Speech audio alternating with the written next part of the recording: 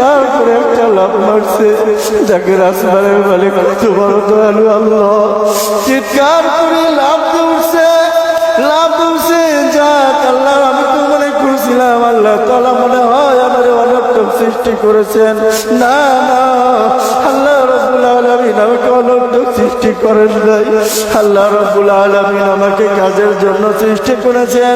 এইভাবে যখন বলছে তখন তার হাত পা বের হয়ে গেছে রে মুসলমান। এই জন্য নিয়ামতের শুকরিয়া আদায় করা দরকার। আসমানের মালিকের কাছে নিয়ামতের শুকরিয়া আদায় করলে আল্লাহ রাব্বুল আলামিন খুশি হয়ে যান। দ্বিতীয় জন ব্যক্তি যখন দেখা হয়েছে, মুসা পয়গম্বর বললেন, এ যুবক তুমি আল্লাহ রাব্বুল আলামিনের শুকরিয়া আদায় করো। যুবক ক্ষিপ্ত হয়ে গেল, এমনি তো আমার ঘর বাড়ি নাই, কেমনে আবার শুকরিয়া আদায় করি?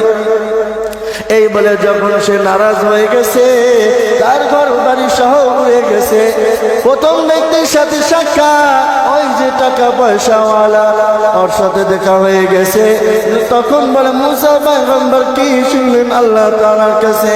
প্রথম ব্যক্তি মুসা পয়গম্বর বললেন, ও ভাই তুমি এত ধন সম্পত্তির মালিক, আল্লাহ রাব্বুল আলামিন বলেছেন তুমি নিয়ামতের শুকরিয়া আদায় করা বন্ধ করে দাও, তাহলে তোমার নিয়ামত গুলো কমে যাবে, তোমার ধন সম্পত্তি কমে যাবে।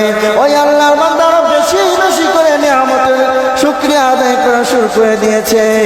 ও মুসলমান, এই জন্যে যে যে হালতে আছে মুসলমান, সেই হালতে আমাদের শুকরিয়া আদায় করা দরকার। বুখারীর প্রথম খণ্ডের ভিতরে বুখারী প্রথম নম্বর খণ্ডের ভিতরে আদম আলাইহিস সালাতু ওয়াস সালামের সাথে আল্লাহ তাআলা কথোপকথন হয়েছেন।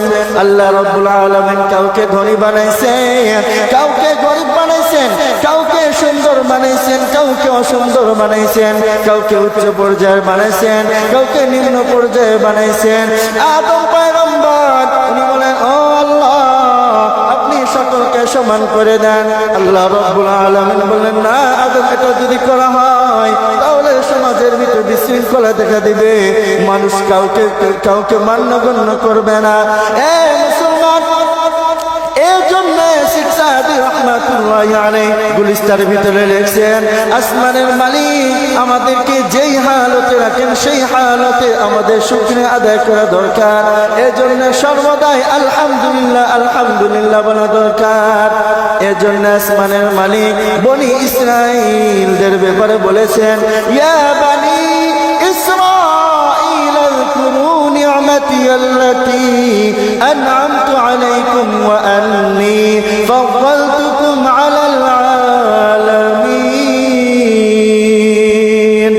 আসমানের মালিক জমিনের মালিক আল্লাহ রাব্বুল আলামিন বনি ইসরাঈলদের ব্যাপারে বলে, হে বনি ইসরাঈল উযকুরু তোমরা স্মরণ করো নিয়ামতি আমার ওই নিয়ামতকে, আল্লাতী যেই নিয়ামত আন'আমতু আলাইকুম আমি তোমাদের উপরে দান করেছি, ওয়া আন্নী ফাদ্দালতুকুম আলাল আলামিন আর আমি তোমাদেরকে সমস্ত দুনিয়ার বাসীর উপরে কর্তৃত্ব দিয়েছি, সম্মান দান করেছি।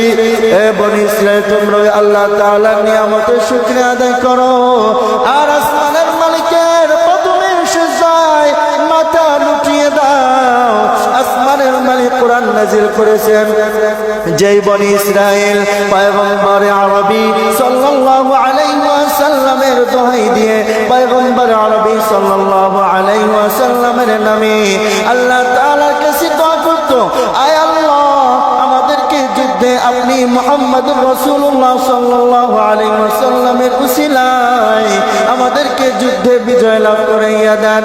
এ মুসলমান, আল্লাহ রাব্বুল আলামিন বিজয় লাভ করে দিয়েছিলেন।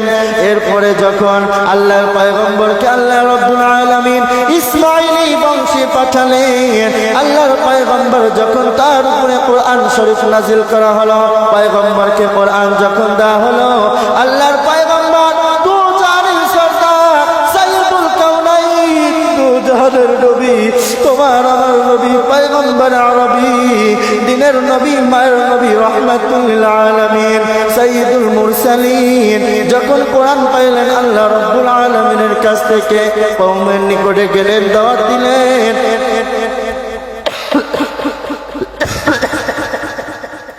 কওমের নিকটে গেলেন দাওয়াত দিলেন দিনের দাওয়াত দিলেন কিন্তু ইহুদি নাসারা এরা কেউ মানল না এ মুসলমান এজন্যই তো আল্লাহ রাব্বুল আলামিন বললেন আমি তোমাদেরকে কোরআন নাজিল করেছি এই কোরআন তোমাদের উপরে ফরজ করা হয়েছে তোমরা এটাকে মানো এই বিধিবিধানগুলো মানো তোমরা না মুহাম্মদুর রাসূলুল্লাহ আসার আগে তোমরা না দোহাই দিয়ে দিয়ে তোমরা যুদ্ধের জন্য তার উসিলা করে বিজয় লাভ করার জন্য দোয়া করতা আমি আল্লাহ রাব্বুল আলামিন তোমাদেরকে বিজয় দিয়েছিলাম আর এখন কোরআন নাযিল করেছি পয়গম্বর আরবী এসেছি তোমরা কেন মানো না আল্লাহ তাআলা বললেন মানো যদি তোমরা মানো তাহলে সফল কাম হয়ে যাইবা আর যদি না মানো তাহলে তোমাদের অবস্থা বড় ভয়াবহ হবে এজন্যই তো মুসলমান দুনিয়ার জমিনে আসমানের মালিক ইহুদিদের থাকার কোনো নির্দিষ্ট জায়গা দেন নাই কারণ ইহুদি নাসারা এরা আল্লাহ রাব্বুল আলামিনের সাথে গাদ্দারি করেছে ইহুদি নাসারা আল্লাহ রাব্বুল আলামিনের বিধিবিধান লঙ্ঘন করেছে এজন্য আসমানের মালিক ওদের থাকার কোনো ব্যবস্থা করেন নাই মুসলমান ভাইরা আমার নিয়ামতের শুকরিয়া আদায় করা দরকার আল্লাহ রাব্বুল আলামিন যতদিন জীবনে বাঁচিয়ে রাখবেন আমরা যে হালতে থাকি না কেন আসমানের মালিকের নিয়ামতের শুকরিয়া আদায় করব আল্লাহ রাব্বুল আলামিন আমাদেরকে তৌফিক দান করুন।